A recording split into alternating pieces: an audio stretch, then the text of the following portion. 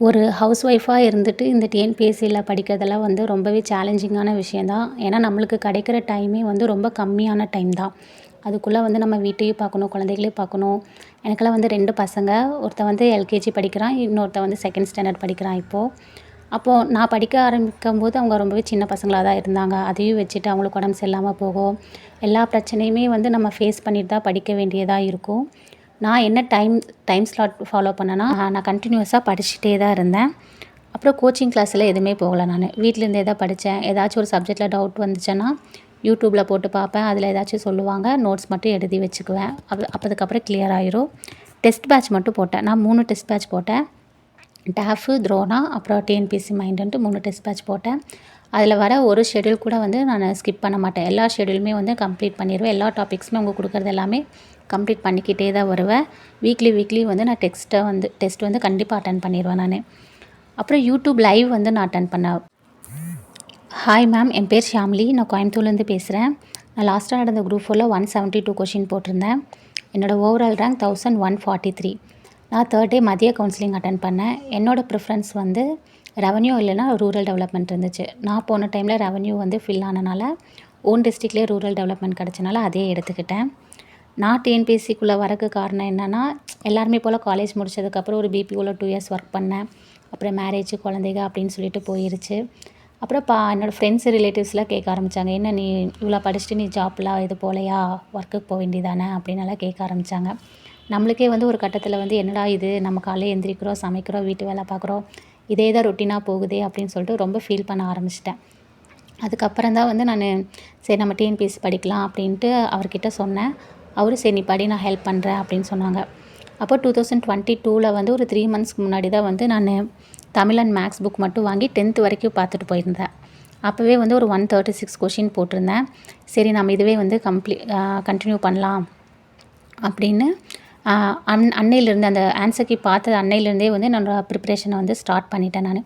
இடையில வந்து இந்த 2 வருஷத்தில் எந்த கேப்புமே விடலை. ஏதாச்சும் ஒரு ஃபெஸ்டிவல் டைம் வந்தால் மட்டும்தான் ஒரு 1 வீக் இந்த மாதிரி கேப் ஆகுமே தவிர நான் கண்டினியூஸாக படிச்சுட்டே தான் இருந்தேன். அப்புறம் கோச்சிங் கிளாஸில் எதுவுமே போகல நான். வீட்டிலேருந்தே தான் படித்தேன். ஏதாச்சும் ஒரு சப்ஜெக்ட்டில் டவுட் வந்துச்சுன்னா யூடியூப்பில் போட்டு பார்ப்பேன். அதில் ஏதாச்சும் சொல்லுவாங்க. நோட்ஸ் மட்டும் எழுதி வச்சுக்குவேன். அதுக்கப்புறம் கிளியர் ஆயிரும். டெஸ்ட் பேட்ச் மட்டும் போட்டேன். நான் 3 டெஸ்ட் பேட்ச் போட்டேன். டேஃபு, துரோனா, அப்புறம் டிஎன்பிஎஸ்சி மைண்டுன்ட்டு 3 டெஸ்ட் பேட்ச் போட்டேன். அதில் வர ஒரு ஷெட்யூல் கூட வந்து நான் ஸ்கிப் பண்ண மாட்டேன். எல்லா ஷெட்யூலுமே வந்து கம்ப்ளீட் பண்ணிடுவேன். எல்லா டாபிக்ஸுமே அவங்க கொடுக்குறது எல்லாமே கம்ப்ளீட் பண்ணிக்கிட்டே தான் வருவேன். வீக்லி வந்து நான் டெஸ்ட் வந்து கண்டிப்பாக அட்டென்ட் பண்ணிடுவேன் நான். அப்புறம் யூடியூப் லைவ் வந்து நான் அட்டென்ட் பண்ணுவேன். டெய்லியுமே வந்து யூடியூப் லைவ் போடுவாங்க. டேஃபு, ஆன்லைன் மேனியா, அப்புறம் டிஎன்பிஎஸ்சி மைண்டு இந்த 3 சேனலோட யூடியூப் லைவ் வந்து அட்டென்ட் பண்ணுவேன். ஒரு நாளைக்கு ஏதாச்சும் அட்டென்ட் பண்ண முடியலைனாலும் டவுன்லோட் பண்ணி வச்சுட்டு நம்ம சமைக்கும்போது, வீட்டு வேலை பண்ணும்போதுன்ட்டு அது வந்து கேட்டுகிட்டே தான் வீட்டு வேலையெல்லாம் பண்ணிக்கிட்டு இருப்பேன். ஸ்டார்டிங்கில் வந்து ஒரு நாளைக்கு நான் 6 மணி நேரம் படித்தேன். அப்புறம் கடைசி அந்த 6 மந்த் இருக்கும்போது நான் வந்து அதை 9 ஹார்ஸாக பண்ணேன் நான் வந்து எல்லாத்து மாதிரியுமே வந்து தமிழுக்கு தான் வந்து ரொம்ப இம்பார்ட்டன்ஸ் கொடுத்தேன். தமிழ் வந்து ஒரு நாள் கூட படிக்காத நாளே இருக்காது. மார்னிங் 4 to 5 வந்து நியூ புக் படிக்கிறேன்னா 5 to 6 வந்து ஓல்டு புக் படிப்பேன். சிறப்பு தமிழ் கூட நான் வந்து கம்ப்ளீட் பண்ணிட்டு தான் போயிருந்தேன் குரூப் 4 எக்ஸாமுக்கு. தமிழுக்கு வந்து ஒரு நாளைக்கு ஒரு 40% வந்து நான் நேரம் ஒதுக்குவேன். அதே மாதிரி மேக்ஸ்க்கு வந்து சாய்ஸோட கடல் கணிதம் வந்து ரொம்ப ஹெல்ப்ஃபுல்லாக இருந்துச்சு. அதில் டாபிக் வைஸ், மெத்தட் வைஸ் வந்து அவங்க பிரித்து கொடுத்தனால ரொம்ப ஈஸியாக வந்து அண்டர்ஸ்டாண்ட் ஆச்சு. கரண்ட் அஃபேர்ஸ்க்கு வந்து துரோனாவோடது ஃபாலோ பண்ணேன். அவங்களோட கரண்ட் அஃபேர்ஸ் நிறையவே வந்து எக்ஸாமில் வந்துருந்துச்சு. ஜிஎஸ்க்கு தான் வந்து நம்ம என்ன படித்தாலும் என்ன சொல்கிறது மறந்து போய்கிட்டே தான் இருக்கும். இப்போ ஒரு வாரம் இன்றைக்கி நான் ஒரு டாபிக் படித்தேன்னா அதே டாப்பிக்கை வந்து 2 வாரம் கழித்து யூடியூப்பில் ஏதாச்சும் கொஷின் ஆன்சர்ஸ் போட்டிருப்பாங்க. அதை வச்சு நான் ப்ராக்டிஸ் பண்ணிக்கிட்டே தான் இருப்பேன். மறுபடியும் ரிவைஸ் பண்ணிக்கிட்டே தான் இருப்பேன். அப்போ தான் வந்து நம்மளுக்கு அது ஞாபகம் இருந்துகிட்டே இருக்கும். அது இல்லாமல் ஜிஎஸ் எல்லாம் வந்து ஃப்ரெண்ட்ஸ் கூட வந்து நான் டிஸ்கஸ் பண்ணுவேன். இன்றைக்கி ஒரு டாபிக் படிக்கிறேன்னா அந்த டாப்பிக்லேருந்து எவ்வளோ கொஷின்ஸ் நம்மளால் எடுக்க முடியும்னு சொல்லிட்டு 1 வேர்டு மாதிரி நான் டிஸ்கஸ் பண்ண மாட்டோம். நாங்கள் ஸ்டேட்மெண்ட் டைப்பில் வந்து டிஸ்கஸ் பண்ணுவோம் நாங்கள். அதனால் வந்து நம்மளுக்கு ஸ்டேட்மெண்ட் டைப் கொஷின் பார்க்கும்போது அந்த இடத்துல வந்து ஒரு பயமே ஏற்படலை எனக்கெல்லாம். ஈஸியாக தான் இருந்துச்சு அதெல்லாமே.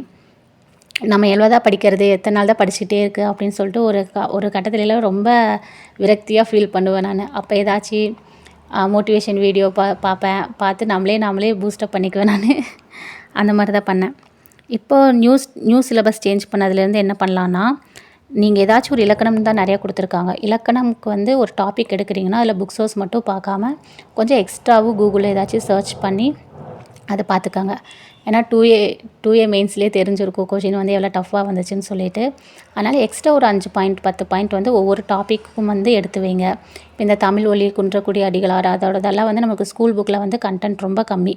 அதனால் அவங்களோடது ஒரு 2 பேஜுக்கான டீட்டெயில்ஸ் மட்டும் கலெக்ட் பண்ணி அதை மட்டும் ப்ரிப்பேர் பண்ணிட்டு போங்க. அப்போ தான் வந்து நம்மளுக்கு கொஞ்சம் ஹெல்ப்ஃபுல்லாக இருக்கும். ஏன்னா புக் கண்டென்ட்டே கம்மிங்கும்போது அவங்க கண்டிப்பாக வெளியிலேருந்து எடுக்கலாம்.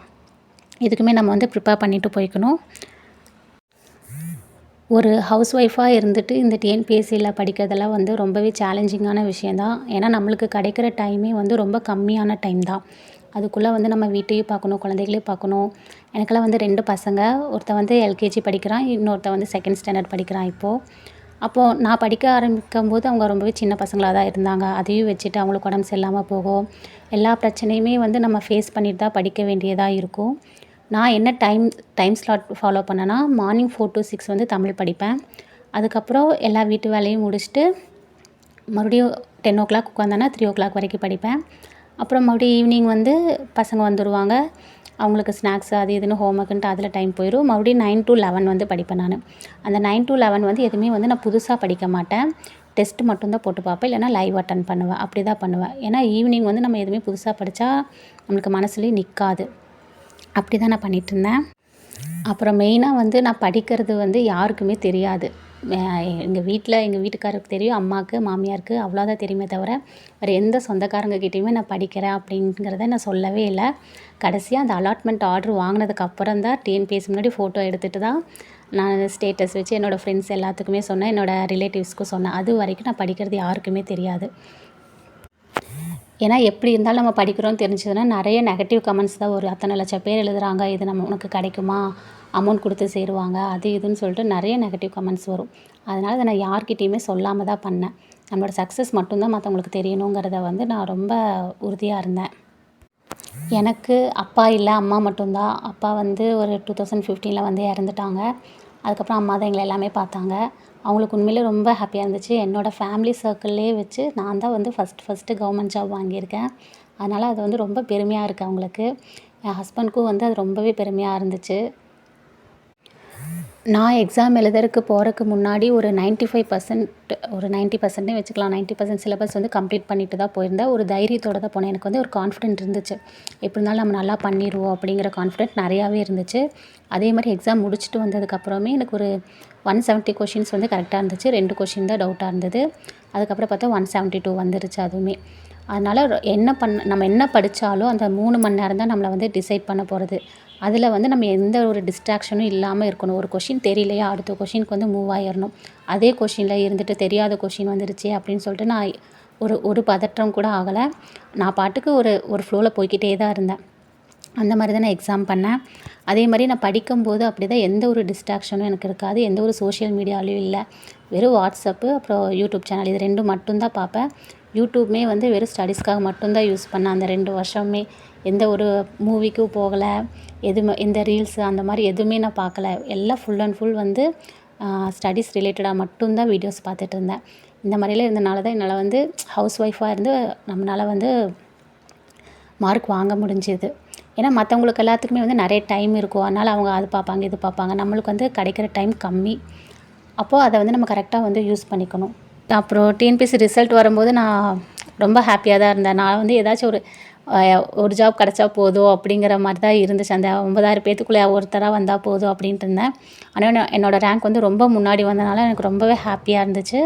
நானும் எங்களோட சொந்த மாவட்டத்திலே கிடச்சனால எனக்கு ரொம்ப ரொம்ப ஹாப்பியாக இருக்குது இப்போது. Thank you ma'am.